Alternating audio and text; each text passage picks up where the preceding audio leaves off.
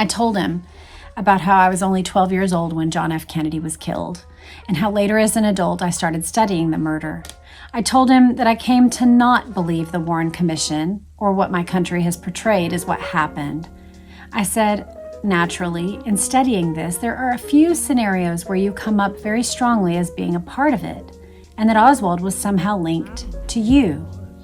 You were around back then and much older than I was, and more involved. I would like to know your perception of what happened to John F. Kennedy.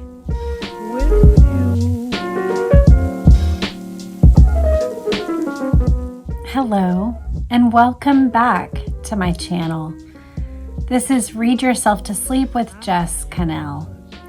And today, the book that I've selected for us to read together is sort of related to the normal work that I do on YouTube.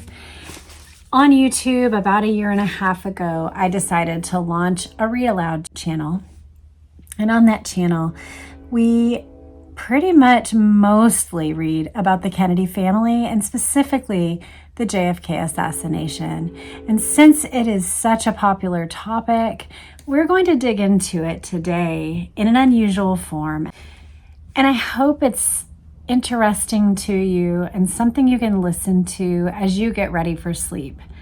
Whether or not you fall asleep along the way, or just let these videos put you in a mood to where you're relaxed and ready for a good night's sleep or for a wonderful nap.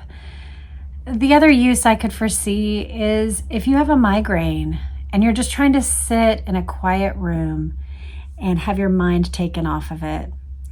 Hopefully these videos are relaxing and interesting. My goal is not just to lull you to sleep, but to get you into a place in your mind and your body where you're ready for a wonderful, invigorating sleep.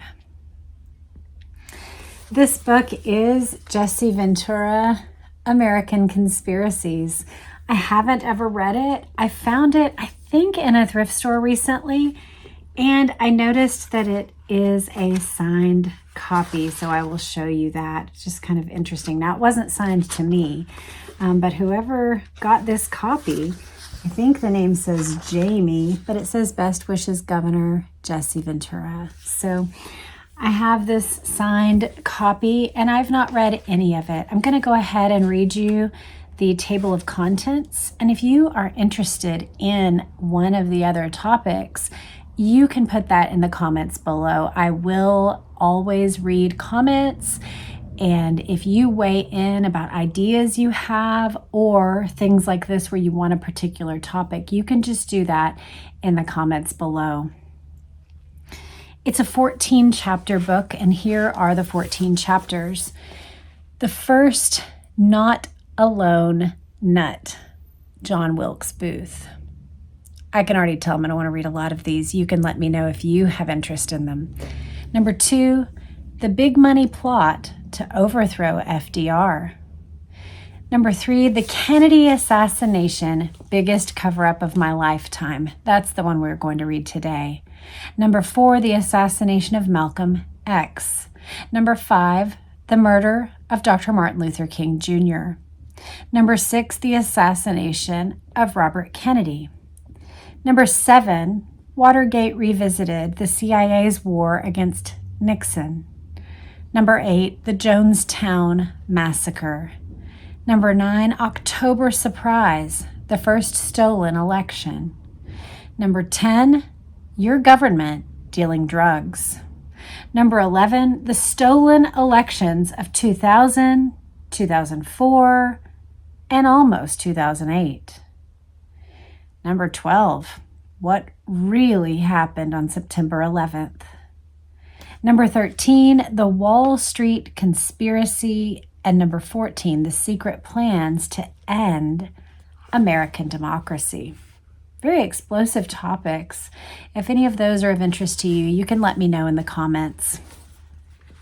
Let's read. Chapter 3, The Kennedy Assassination, Biggest Cover-Up of My Lifetime.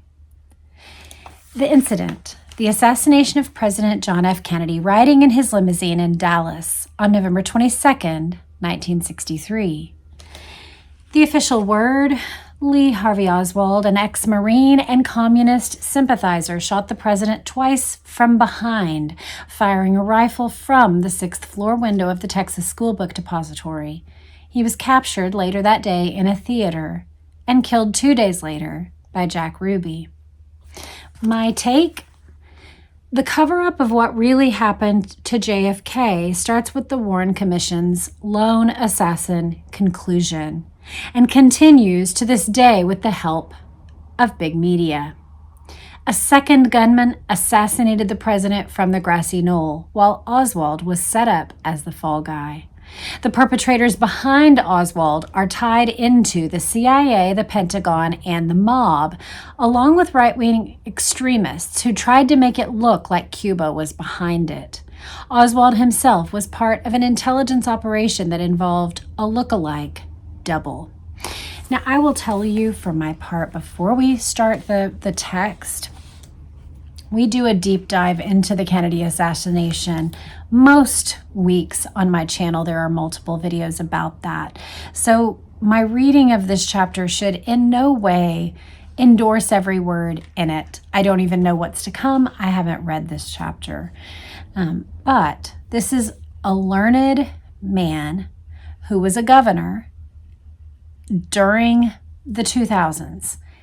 He sees and understands things. He's a part of our community, a part of our country, and he has connections that are beyond probably what you and I have. And so even if we don't agree with every particular, we're going to listen in and learn what he, in his reading and observations, has come to about this world-shattering event. He starts out with a Dwight Eisenhower quote: "In the councils of government, we must guard against the acquisition of unwarranted influence, whether sought or unsought, by the military-industrial complex. The potential for the disastrous rise of misplaced power exists and will persist. We must never let the weight of this combination endanger our liberties or democratic processes. We should take nothing for granted." There are two official government reports on the assassination of President Kennedy, and they directly contradict each other. The first was, of course, the Warren Commission report, which concluded that a disgruntled Marine-turned-communist named Lee Harvey Oswald took out JFK on his own, using an old Italian-made rifle and connecting with 2 out of 3 shots in 6.3 seconds from a 6th floor window. The second was a report 15 years later by the House Select Committee on Assassinations, concluding that JFK was probably eliminated as part of a conspiracy. Somehow that one keeps slipping through the cracks. Maybe it's because the Justice Department never investigated it and came to a real conclusion. As it is, every time a new book comes out that supports the Warren Commission, the big media reviewers tell us this puts all the rumors to rest for good. I'm talking about Gerald Posner's Case Closed in 1993, and then Vincent Bugliosi's 1,600-page tome, Reclaiming History, in 2007. Vince is a good friend of mine and a prosecutor for whom I have great respect, but in this case, it's beyond me how he can buy into the lone nut scenario. Other books like Brothers, Legacy of Secrecy, and JFK and the Unspeakable barely merit a mention. Anything raising the specter of a plot gets quickly relegated to the stacks of books to be ignored. So let's start with a serious look at the overwhelming physical evidence that Oswald couldn't have been acting alone. First of all, what about the so-called magic bullet that moved all around and caused 7 separate wounds in President Kennedy and Governor Connally? When this bullet just happened to turn up on a stretcher at Dallas's Parkland Hospital, there weren't any bloodstains on it. Although the bullet appeared to be undamaged, the one that hit Connally left behind some permanent lead in his wrist. According to Dr. Cyril Wecht, former president of the American Academy of Forensic Scientists, these two facts simply don't add up. Without the magic bullet idea, the idea that Oswald killed the president falls apart. Of course, if you challenge the status quo like Dr. Wecht, eventually they'll come after you, as the Justice Department did. For sending personal faxes and giving students permission to study autopsies, Dr. Wecht found himself facing numerous criminal charges. He was forced to resign as a county coroner in Pittsburgh and spent $8 million on legal fees before the Justice Department dropped most all its charges against him in 2008. A total of 18 witnesses at Parkland Memorial Hospital that day, most of them doctors, all described a bullet wound that blew away where the back of JFK's head should have been. But somehow the autopsy photos that got entered into evidence don't show that wound. Of course, Dr. James Humes, the Navy physician who led the autopsy at Bethesda Naval Hospital, later admitted that he burned both his autopsy notes and the first draft of his report. Somehow the president's brain disappeared too. What gets me is that Kennedy's body was illegally removed from the city of Dallas, where by law the autopsy should have taken place. Texas law in 1963 required that the autopsy of anyone murdered in the state had to take place within its borders. The only exception was a murder that happened in a place owned, possessed, or controlled by the federal government, which wasn't the case here.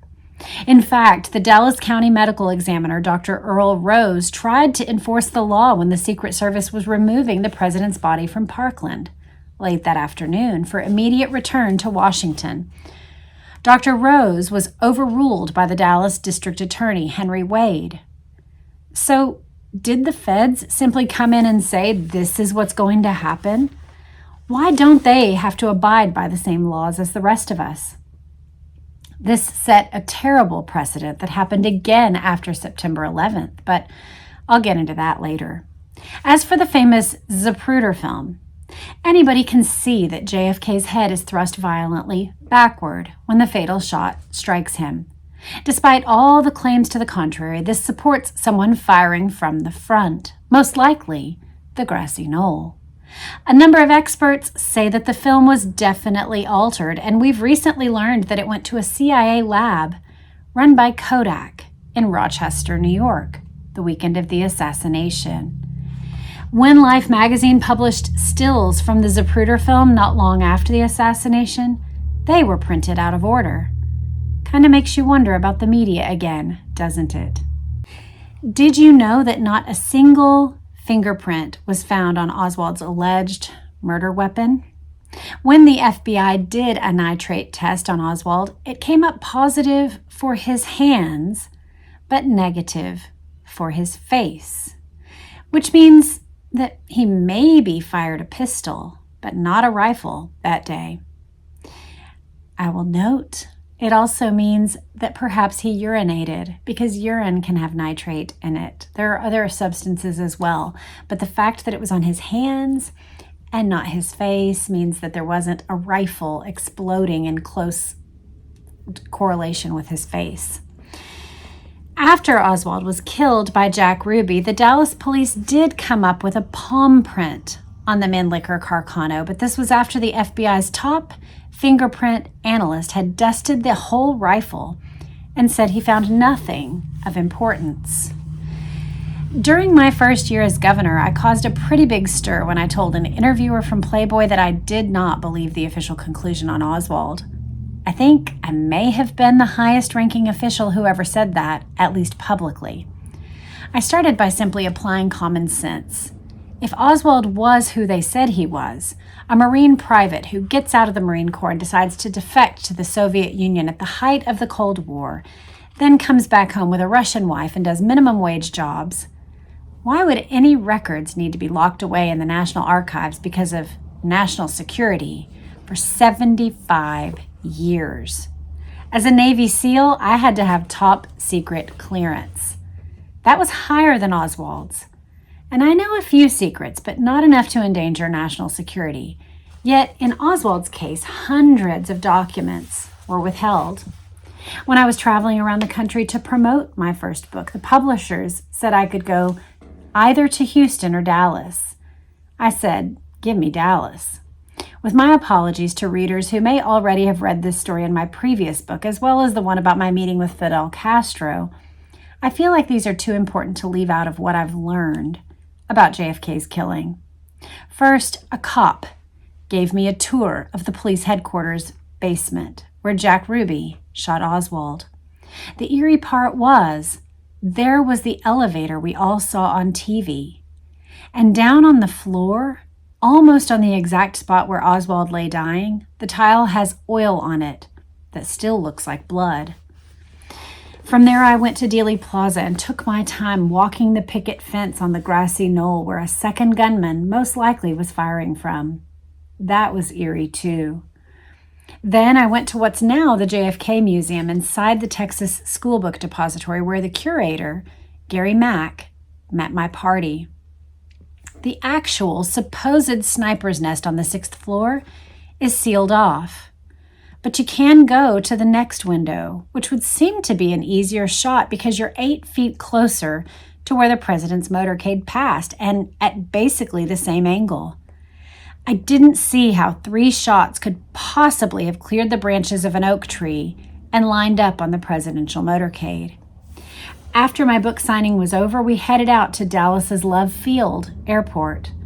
At the time, I was smoking cigars, so they found me a restricted area outside where I could light up. I remember it was a beautiful day, and we were all laughing and making small talk. As it came time for me to put out my cigar and board the plane, the police officer, who had been our guide all day, took me off to the side. He said, "Be very careful, Governor. You're a high-profile person who might say things that certain people don't want brought to light." That made my head spin a little. If there was nothing to hide about the assassination, how could my making comments about it 40 years later affect anybody? In hindsight, I wish I'd canceled the flight and gone to the policeman's home that night. I wanted to ask him, "Why are you warning me about this? What do you base it on? Or won't you tell me?" But I had the strong impression he didn't want me to know. Then, my last year in office in 2002, I had an even more powerful experience when I got the opportunity to meet Fidel Castro. A few of American sanctions against Cuba dealing with food and agricultural products had been lifted, so Minnesota was able to put together a trade mission for humanitarian purposes. President Bush was very opposed to my going along, but I decided it was my right as an American citizen.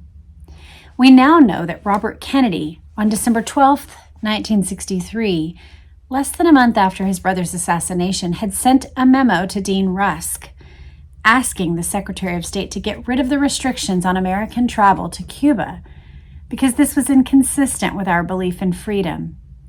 It took almost half a century more for his daughter, Kathleen Kennedy Townsend, to push the Obama administration to go forward on this, which it seems is finally going to happen. I guess I was a few years ahead of my time. I'd grown up in fear of Fidel Castro. I was young when his revolution took place in 1959, but I remember the propaganda. I vaguely recall hearing about the Bay of Pigs invasion because it dominated the news when I came home from school. As a kid, the name fascinated me. Why would they name a place after pigs? As an adult, when I started reading books trying to figure out what really happened to President Kennedy, Castro and Cuba, of course, loomed large. Oswald and his Fair Play for Cuba committee, his attempt to get a visa to Cuba on a trip to Mexico. So Cuba had fascinated me for years, though I never dreamed I'd actually have a chance to go there, much less to spend an hour with Castro himself.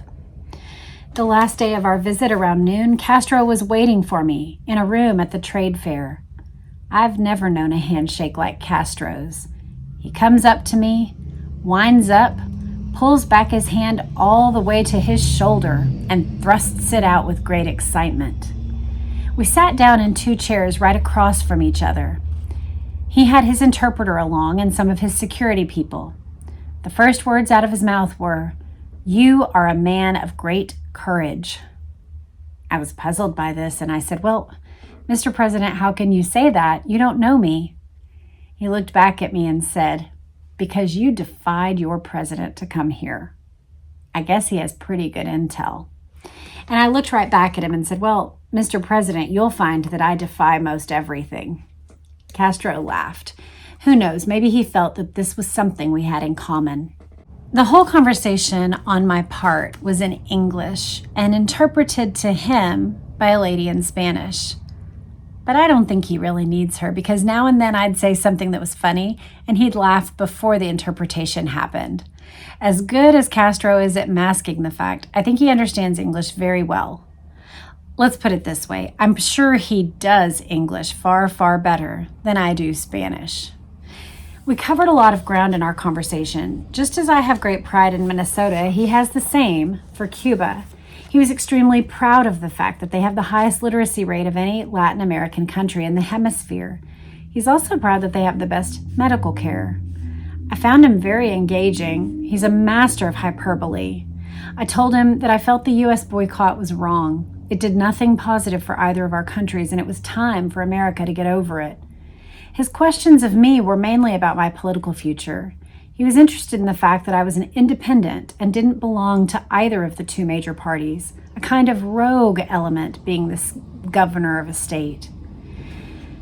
Time passes very quickly when it's only an hour and you're sitting with Fidel Castro. He's so perceptive.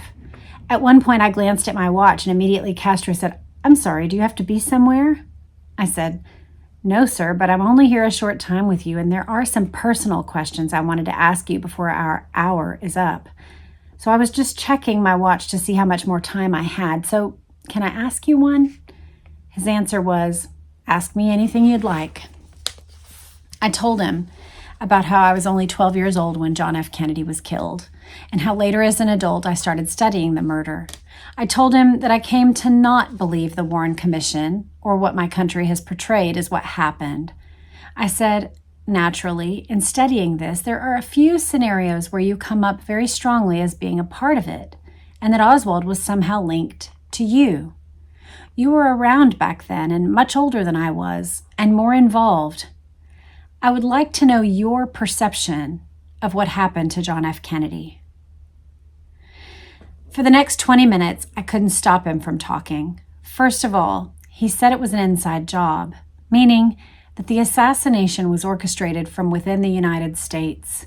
He very intently stared at me and said, which also told me that he was aware of my military background, "You know as well as I do, Oswald couldn't make the shots." Then he went on to explain the reason he knew that. During the Cuban Revolution, he was the main guy who taught and carried out sniper work. Knowing all he did about this, he knew Oswald couldn't have accomplished the job with the antiquated Mannlicher Carcano rifle that he used. Then Fidel described why it was an inside job. First of all, he said he was very close to the Soviet Union at that time. The Soviets didn't do it, he stated emphatically.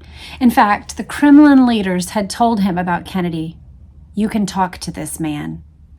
Apparently, the Russians were pleased that Kennedy had enough of an open mind to at least consider their side's position on Cuba and other matters. Besides, neither country wanted another nuclear confrontation like the Cuban Missile Crisis. Secondly, Castro said, "I didn't do it." And again, his gaze was penetrating. He went on, "I'm not suicidal crazy. Why would I destroy my Cuba, the country I love so much? If I would have ordered Kennedy killed and the United States found out, we wouldn't exist anymore. They would have unleashed everything they had on us and basically blown us right off the face of the earth. Why would I take that risk?" It made sense to me.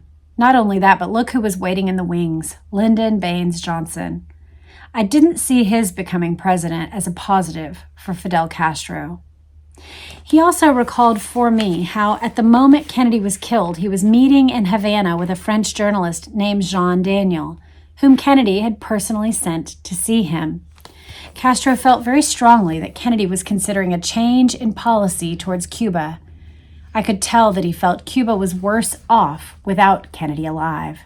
He said again, "It was completely an inside job. It was done by people within the United States of America. I wanted to ask for specifics. It felt like he knew some, but our time was up. That last night, I turned to my Cuban bodyguards and asked them to take me out for a night on the town. They took me to the infamous Club Havana. It's a beautiful nightclub, maybe the biggest one in Cuba, with a Vegas-type entertainment show where they bring out Latino comedians, a variety of different musical acts, and have beautiful Cuban girls who dance in their feathered native costumes. The night wore on. Castro apparently has informants everywhere. One of them came up and whispered something to my bodyguard, who then told me, "It seems that some CIA operatives were tailing me." I thought to myself, is that for my benefit or for theirs? Am I in some type of danger that they need to be following me around? I don't think so. I doubt that Fidel Castro would want an American governor coming to harm on his island where I'm on a mission of goodwill. So I ruled out that somehow the CIA were hanging around to protect me, especially considering I had my own armed bodyguards, plus the 3 assigned by Fidel. The Cubans had only one question. Did I want to lose them? If this made me uncomfortable, they would help me get rid of these guys and we could go on about our business. I said, no, we're not even going to acknowledge that they're there. Who cares? We're not doing anything wrong. There's nothing they'll be able to blackmail me with or take back to the U.S. about any misbehavior on my part. Let's ignore them. They're not going to ruin our night. So we ended up going to another club, and I don't know if we were followed there or not. The subject was never brought up again. It could be this Cuban security team decided on a means to lose them on the way. I never inquired. What I did do was put this incident on file in the back of my mind. When I came back to the States a week or so later, I had a 2:00 meeting penciled in on my schedule. But whom I was supposed to meet with was blank. That's very unusual for a governor's public schedule. So I asked my chief of staff, what's the deal with the 2:00 meeting? He rolled his eyes and said, CIA. I expected it because they have their jobs to do. I had been with Castro, and why wouldn't they want to debrief me? And that's precisely what it was. The 2 agents from the CIA came into my office. One of them I'd already met shortly after I became governor, and they very respectfully gave me the old 20 questions routine. They went through their litany, and I answered them as honestly as I could. Typical intelligence questions. What did Castro's health appear to be like? Was he in control of all of his faculties? Did he seem bright for his age? I said I felt that he was very much in control. His mental capacity seemed to be right on. I offered a few opinions. I told them, I know his mom lived to be 100, so it's in his genes, and he looks to me like he just might make it. Do I think this guy is going to die within the next couple of years? I'd have to tell you no. He looks fit as a fiddle for his age. Their faces were expressionless. Then they said they were finished and thanked me. I looked at them coldly and said, You're done. You're all done? They said yes. I said, You're sure? There's no other questions you want to ask me? There's nothing you want to tell me? Anything like that? No, sir, we're done. In that case, I wanted to send them back with something to think about. Well, I said, I have something that I want to tell you, and I'll leave it up to your discretion who should hear this. You take it to whoever you think is appropriate, a need-to-know basis. They feigned being very surprised and said, Governor, we don't understand what you're talking about. I said, well, here's what I'm talking about. If you or your people ever put a tail on me again and don't tell me beforehand and I discover it, you're going to find the tail floating in a river. They looked at me in seeming astonishment. They looked at each other and pretended they didn't have a clue as to what I was talking about. I said, that's fine. If you don't get it, you can take it and tell it to somebody that does. I'm sure somebody upstairs above you knows exactly what I'm talking about if you don't. So you be the judge. Like I say, take it where it needs to go. I've often wondered how far it went. Did it get to George Tenet, who was the director of the CIA at the time? To George Bush, Dick Cheney? Or maybe it didn't even leave the room. Maybe they didn't bother passing along my little message. I don't know. But at least I got it off my chest and let them know that the next time they try to fool me, they ought to do a better job. One night after I got back to Minnesota, I had dinner with Jack Thunheim. He was a Minnesota federal judge who, after Oliver Stone's JFK film came out, was put in charge by President Clinton of reviewing the still classified assassination archives for potential release. Thunheim told me that in following up on the intelligence side, he'd encountered some of the shadiest characters that he had ever come across. The judge also told me that I had great knowledge of the case and that I was right on track. On the 40th anniversary of the assassination, on November 22nd, 2003, I decided to go to Dallas again to pay my respects. I'd left office the previous January. I was the only elected official who spoke in Dealey Plaza that day. No one else even bothered to show up. This speaks volumes to me. Does our government have a collective guilty conscience when it comes to John F. Kennedy? When I ended up teaching at Harvard in 2004, I decided to focus my next to last class on the Kennedy assassination. I knew that was a gutsy move to make at the Kennedy School of Government. I hadn't wanted to try it too soon because if Harvard objected, I didn't want to go through a big fight. Anyway, I got away with it. My guest speaker was David Fetzer, a University of Minnesota Duluth professor and former Marine who's an expert on the ballistics evidence that shows it had to be more than just Oswald's shooting. I noticed there were people in my class that day who had never attended any of the others. They were too old to be students. Their sole purpose in being there was apparently to debunk any conspiracy theories. They didn't completely disrupt the class, but they would speak out of turn and insinuate that it was un-American and undermining our great country by bringing up the past and questioning the integrity of all those great men on the Warren Commission. Never question your government was the message. So where did these people come from? I suspect they were plants sent by somebody in the Bush administration. So that's my personal experience with the assassination of JFK. What I respect most about the man is that he was willing to grow and change his views while in office for the sake of the greater good. Without his going up against the generals who wanted to attack Cuba and take out the Soviet missiles in the fall of 1962, I wouldn't be sitting here today writing this book. We'd have all been victims of a nuclear holocaust. But because Kennedy wasn't afraid to take on the powers that be, not just the military madmen, but the CIA, the mafia, and the right-wing Texas oil men, among others, he made enemies. So many enemies that it's almost impossible to sort out which one eventually killed him. The conclusion of Robert Blakey, who ran the House investigation in the late 1970s, was that the mob was most likely behind the assassination. On this question, I have to defer to what Kevin Costner said in Oliver Stone's JFK movie. I don't doubt their involvement, but at a lower level. Could the mob change the parade route or eliminate the protection for the president? Could the mob send Oswald to Russia and get him back? Could the mob get the FBI, the CIA, and the Dallas police to make a mess of the investigation?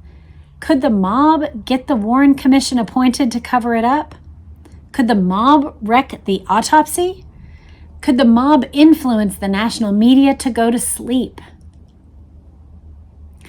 Now, let's run down some comments made by government officials at the time, most of which haven't been made public until recent years. President Johnson, on the telephone recordings made of his White House conversations, I never believed that Oswald acted alone, although I can accept the fact that he pulled the trigger. However, he also told his friend and Warren Commission member Richard Russell, the senator from Georgia, that he didn't believe in the single bullet theory. President Nixon on the White House tapes talking about the Warren Commission. It was the greatest hoax that has ever been perpetuated. FBI Director J. Edgar Hoover responding to the question, do you think Oswald did it? If I told you what I really know, it would be very dangerous to this country. Our whole political system could be disrupted. Warren Commission member Hale Boggs. Hoover lied his eyes out to the commission on Oswald, on Ruby, on their friends, the bullets, the gun, you name it. Senator Russell. I never believed that Lee Harvey Oswald assassinated President Kennedy without at least some encouragement from others. I think someone else worked with him on the planning. Who was this guy, Oswald, anyway? A lot more than a 24-year-old loner, that's for sure.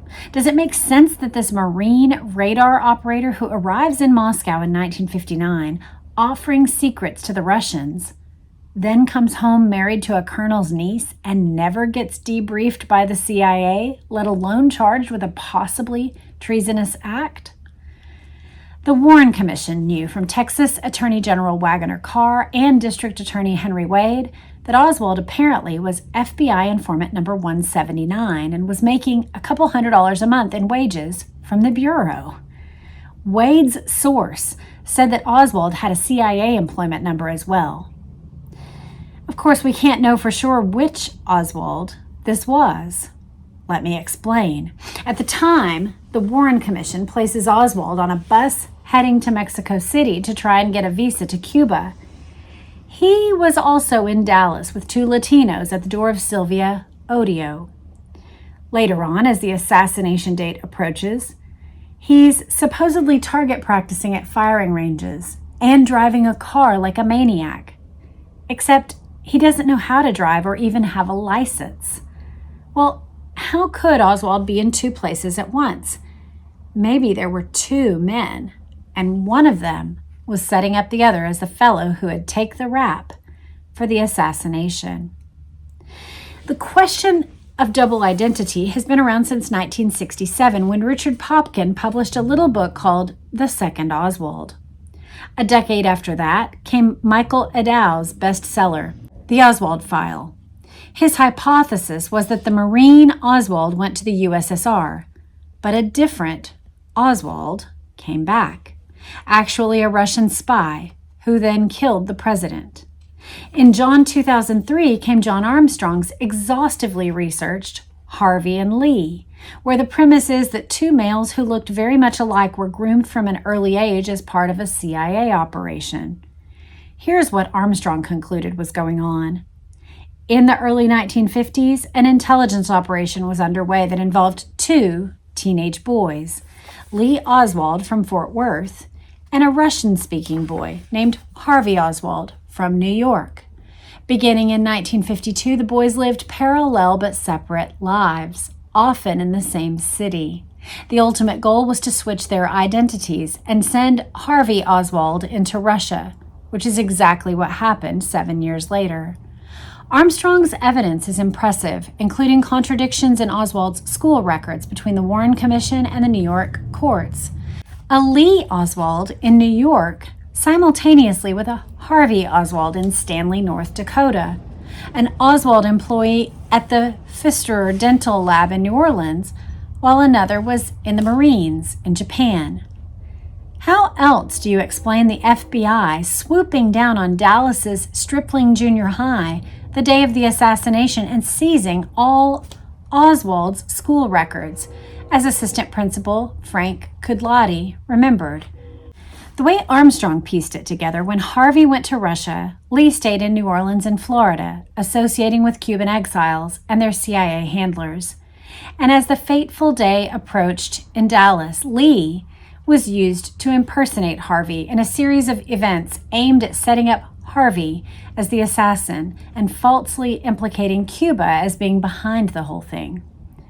I realize this sounds like something out of the most bizarre sci-fi novel, but there's quite a bit of already in the existing record that supports such a possibility. It turns out the Warren Commission never saw a memorandum that Hoover sent to the State Department 9 months after Oswald's defection, dated June 3, 1960. Hoover wrote, "There is a possibility that an impostor is using Oswald's birth certificate."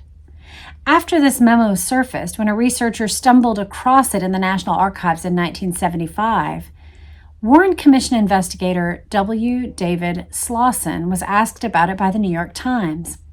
Slauson said, "I don't know where the impostor notion would have led us, perhaps nowhere like a lot of the other leads, but the point is we didn't know about it. And why not? It conceivably could have been something related to the CIA. I can only speculate now, but a general CIA effort to take out everything that reflected on them may have covered this up." Now think about this.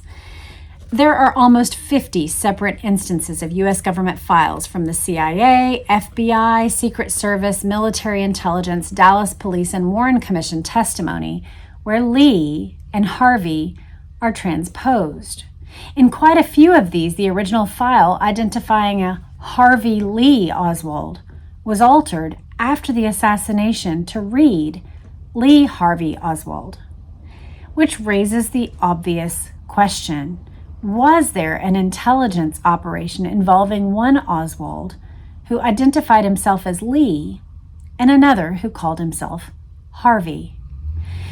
When Oswald's older brother Robert showed up at the Dallas police station not long after he was told about Lee getting arrested, the very first question the FBI posed to him was, "Is your brother's name Lee Harvey Oswald or Harvey Lee Oswald?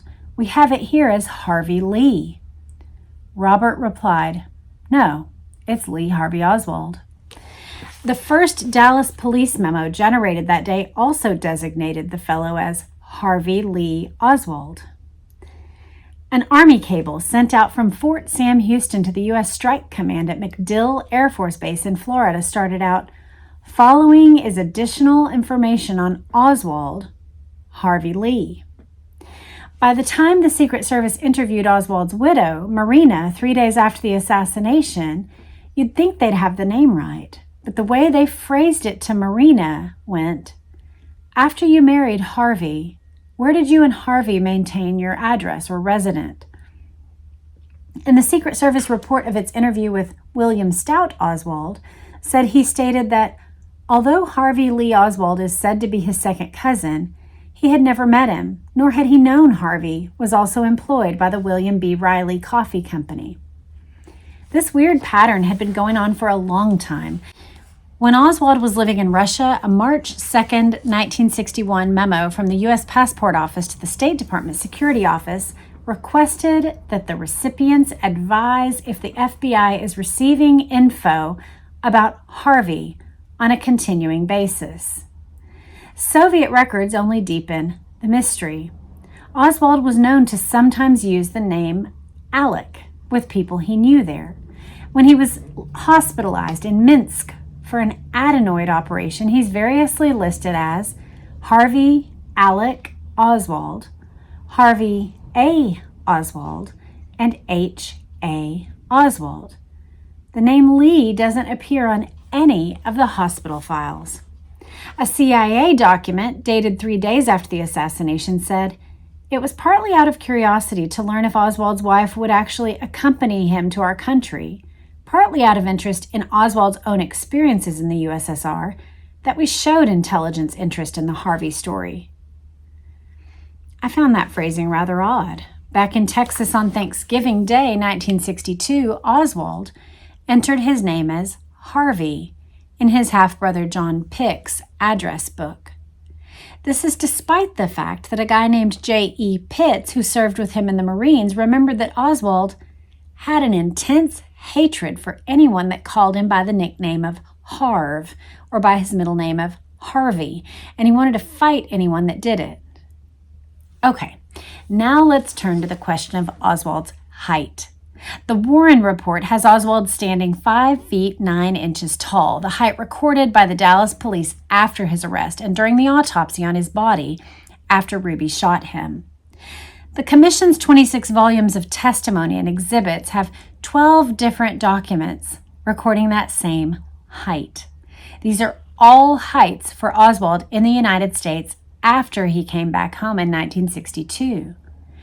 The 5'9" is on all his employment applications, including the one at the Texas School Book Depository, and also how he was measured by the New Orleans police after getting arrested during a street confrontation with some anti-Castro Cuban exiles on August 9, 1963.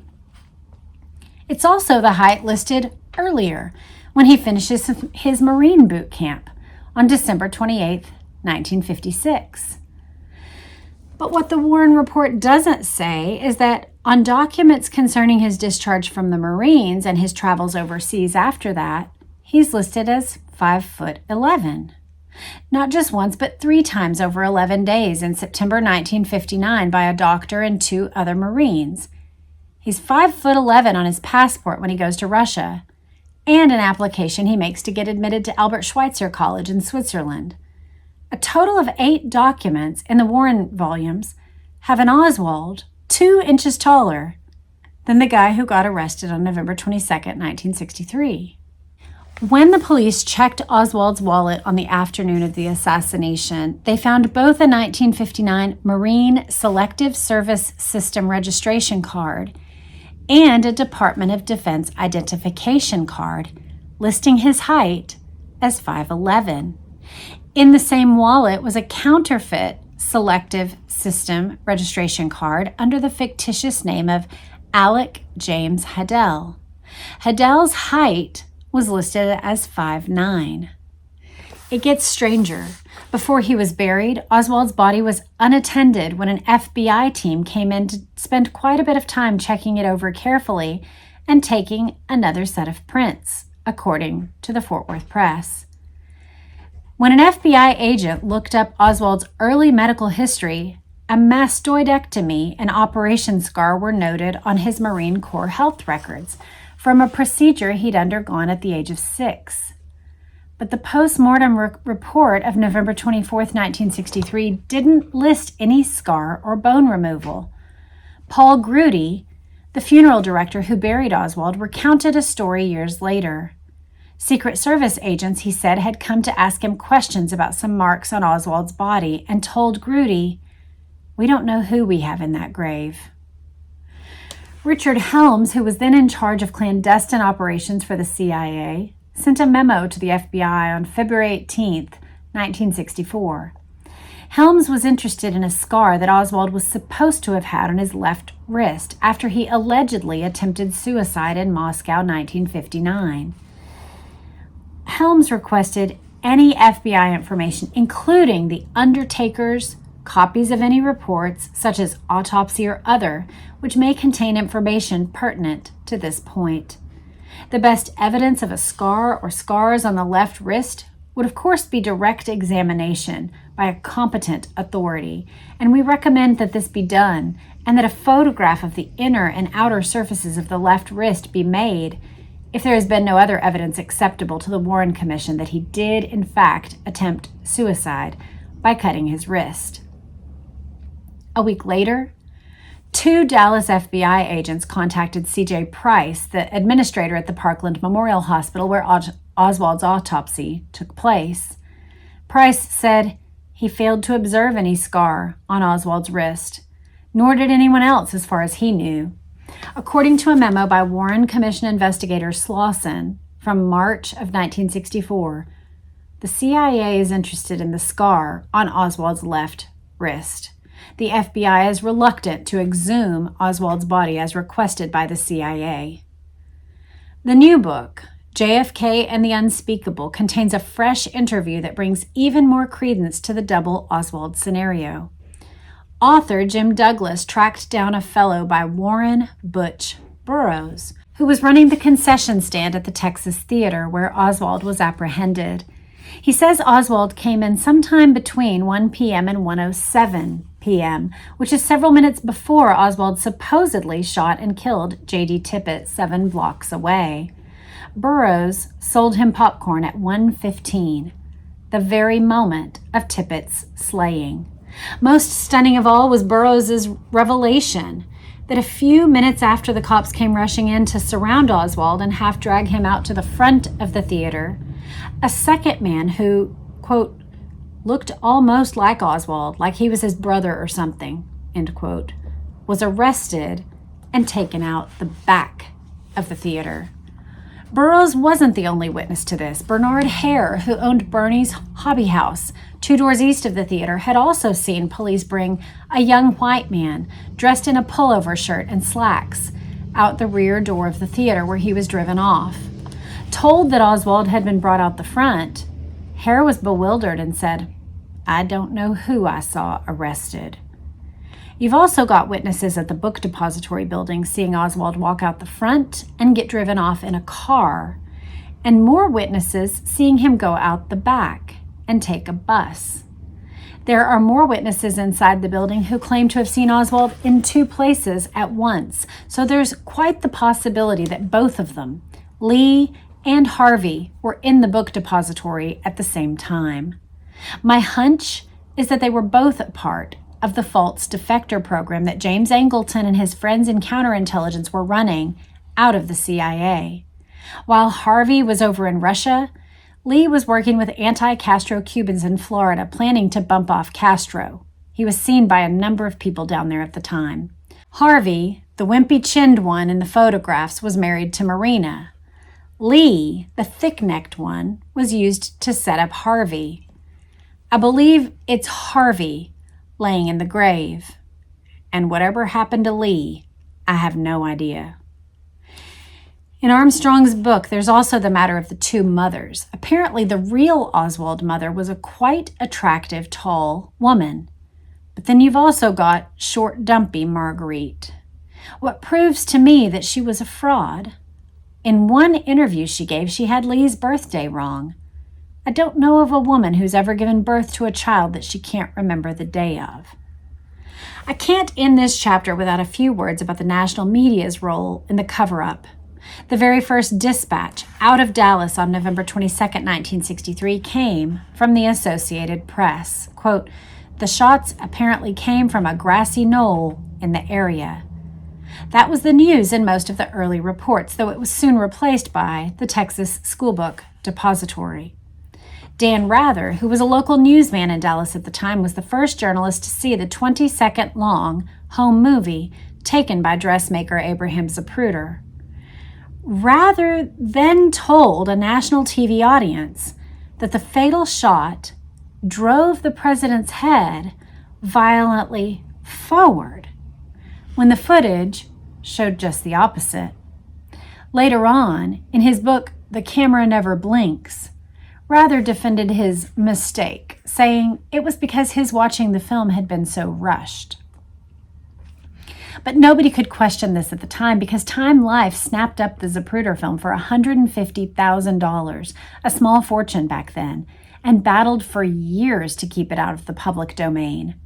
The Life magazine publisher, C.D. Jackson, was, quote, "so upset by the head wound sequence," according to Richard Stolley, who was then the magazine's LA bureau chief, quote, "that he proposed the company obtain all rights to the film and withhold it from public viewing at least until emotions calmed."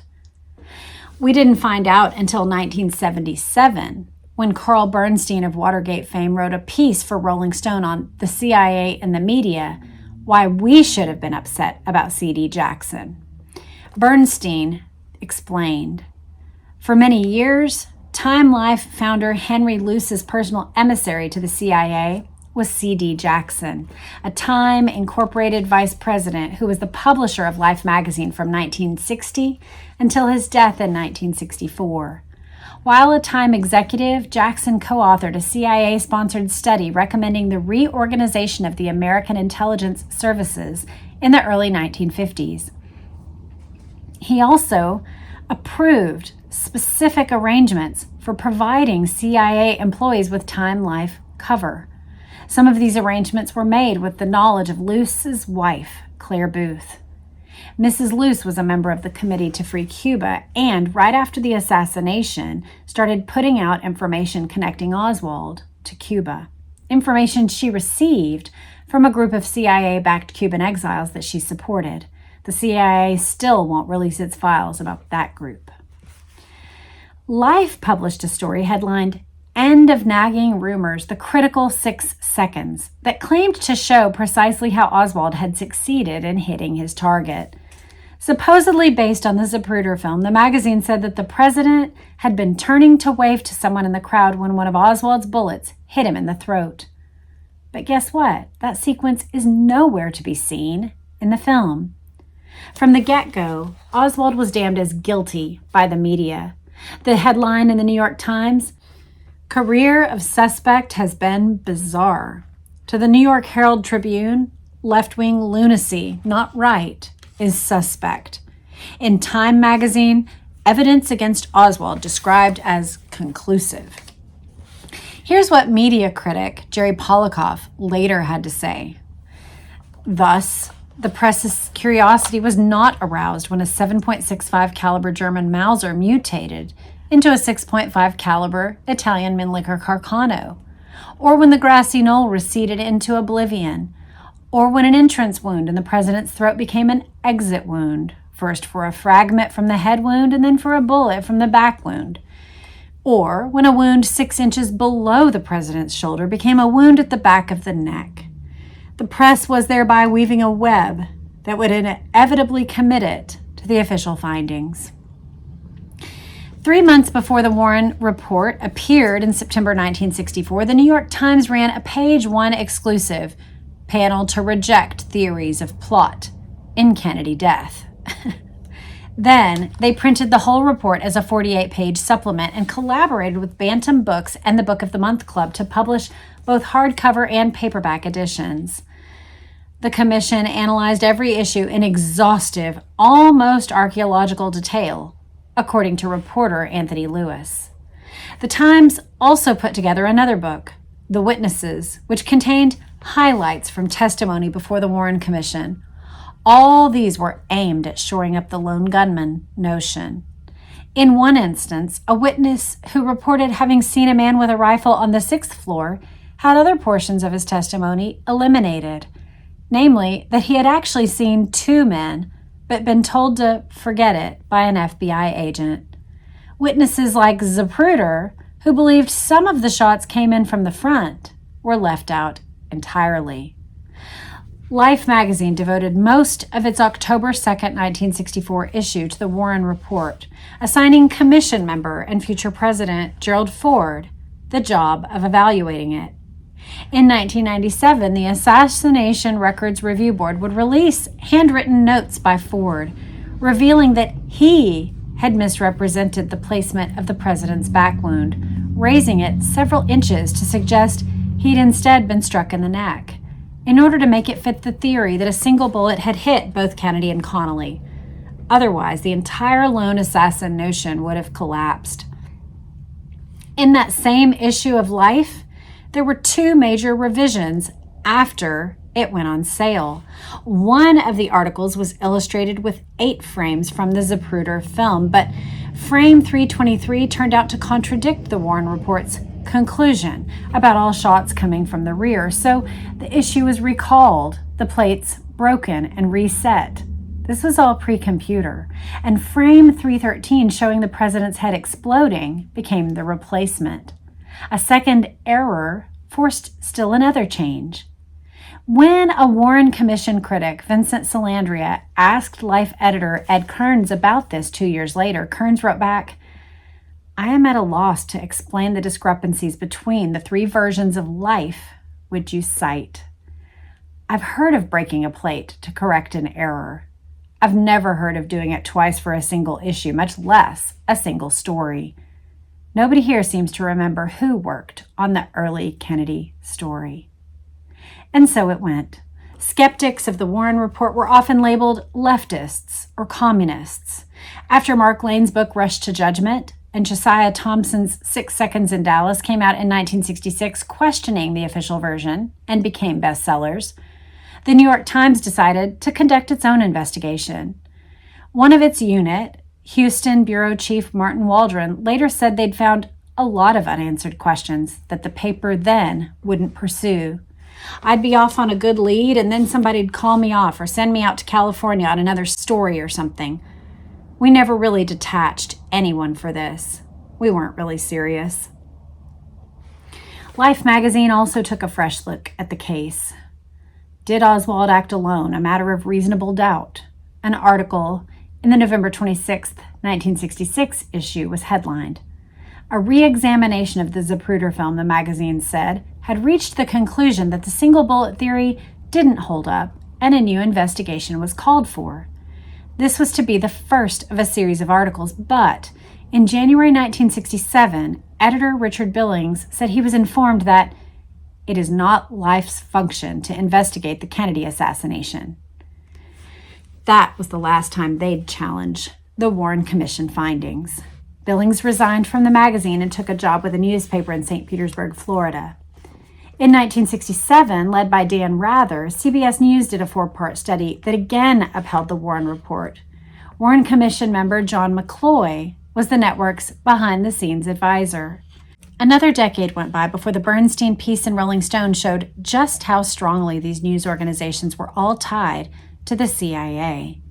By far the most valuable of these associations, according to CIA officials, have been with the New York Times, CBS, and Time, Inc. Bernstein wrote, "Over the years, the CBS network provided cover for CIA employees, including at least one well-known foreign correspondent and several stringers. It supplied outtakes of news film to the CIA. A high-level CIA official with a prodigious memory says that the New York Times provided cover for about 10 CIA operatives between 1950 and 1966. Bernstein's article began by describing how Joseph Alsop, a leading syndicated columnist, had gone to the Philippines in 1953 to cover an election at the CIA's request.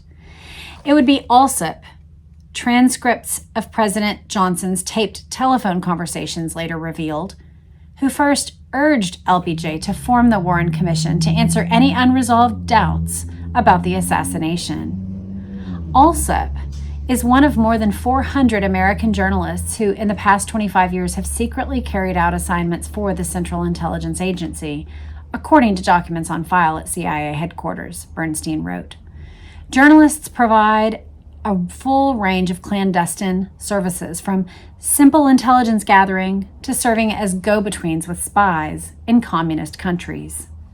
The article went on. James Angleton, who was recently removed as the agency's head of counterintelligence operations, ran a completely independent group of journalist operatives who performed sensitive and frequently dangerous missions. Little is known about this group for the simple reason that Angleton deliberately kept only the vaguest of files.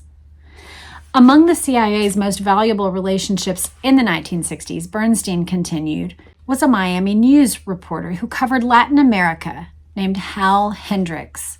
He regularly provided information about individuals within Miami's Cuban exile community.